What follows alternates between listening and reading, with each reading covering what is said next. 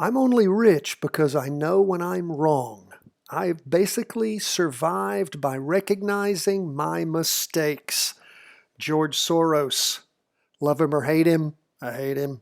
But he does know how to make money. And he knows when to recognize his mistakes and stop the hemorrhaging. Same thing happens when your trade's not working. That first loss is your best loss, but you got to make sure that you're making the right decision. How do you know when to pull a trade? It's because you have practiced. You have done it 100 times, 1,000 times, however long it takes to master it. And the more you're in these charts, the more you're in the markets, each and every day practice trading. You can start that for free. Then when you start getting good at it, you start doing some fractional trading with just a little bit of money in the market. You will quickly learn and think about it. If you go out and you do a fractional share of the S&P 500 at $100, if you lose 2%, it's $2. Not a big deal. But again, it puts a little skin in the game, and it is the way to start to just keep moving down that line. But recognize your mistakes. Now, let's jump into the markets. We see for the day stocks are up a little bit. Bonds are down. Bitcoin and gold are up a little bit. What do we see things shaping up? We look at the S&P 500. We'll find that the Nasdaq 100 chart is very similar today.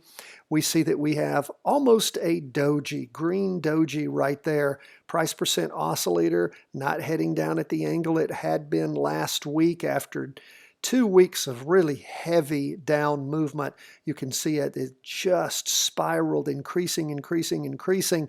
Derivative oscillator still gaining some downward momentum, but a slowdown in the down movement as far as price goes, but still a lot of weight pushing things down. First day of this latest 2-day candle, we see as the price percent oscillator is negative, heading up, derivative oscillator negative, losing downward momentum. Nice green candle forming. We look at the half day, and again, we see 5 green candles heading up.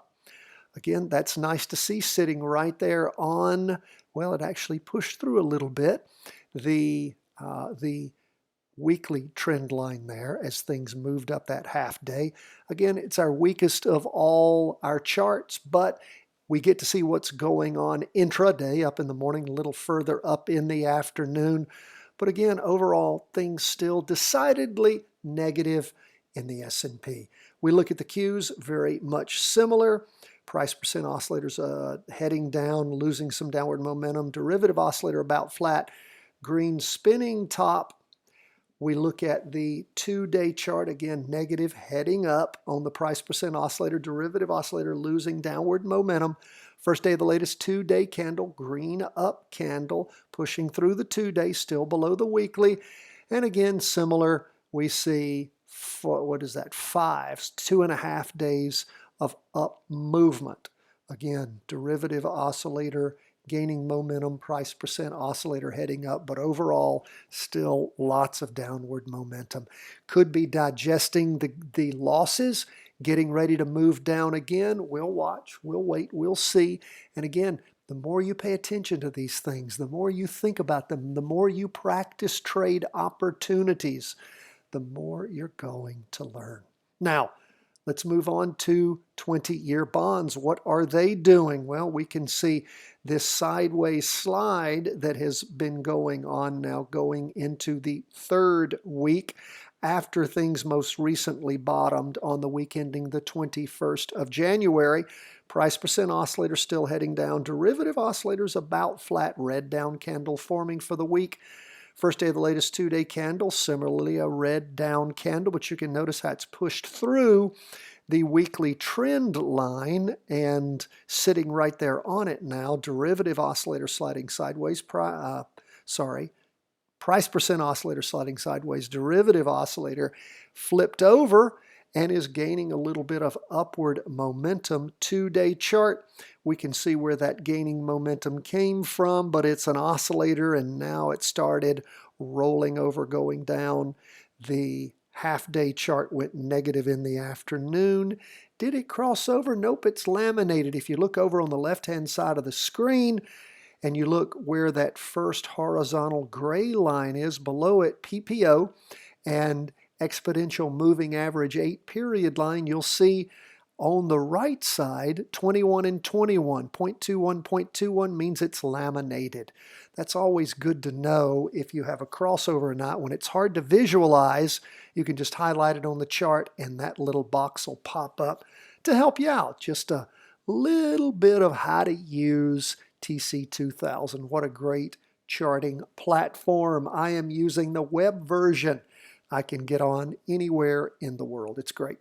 Let's look at what's up with gold. Gold up for the day a little bit, 0.08%. Down week for gold this week, trying to cross over, moving down. We'll see if that proceeds. It was stronger at the beginning of the week, so weakened up a little bit here on Tuesday. Still might be a crossover going down. Derivative oscillator just barely hanging on to the green today. We can see where we had 4 days of strong down movement. First day of this latest 2-day candles, a slowdown in that down movement with that little bit of an up move, 0.08. Price percent oscillator heading down, derivative oscillator gaining downward momentum half day. You can see where things bottomed on Friday morning and then have been sliding sideways, trying to gain a little momentum.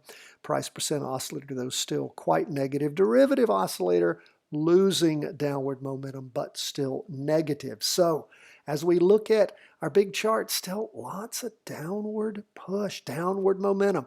If stocks are unwinding, if we are seeing a systemic, I don't want to say crash, but a difficulties in the market ahead, particularly as we look on our weekly charts with these prior 3 weeks of ever accelerating down moves, market does tend to take a break. It'll move up and then it'll blow off some steam. Then it'll move up again when it's in a bear market, bull market.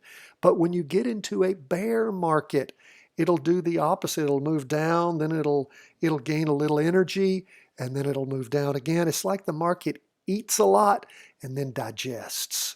Eats a lot and then digests. So we'll see where this is going to lead us. Lastly, we'll go to Bitcoin.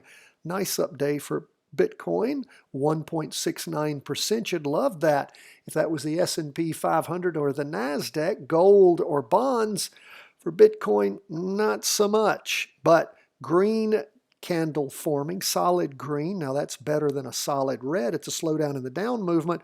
Price percent oscillator still going down. Derivative oscillator has been losing a little bit of downward momentum the last few weeks, but still lots of downward pressure. 2 days still negative. Derivative oscillator losing downward momentum. Price percent oscillator negative, but seems to be getting a little closer to the red signal line. Who knows what's going to happen with Bitcoin? But when it happens, we will know.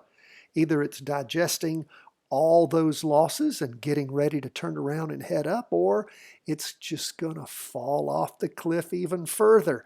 We'll watch.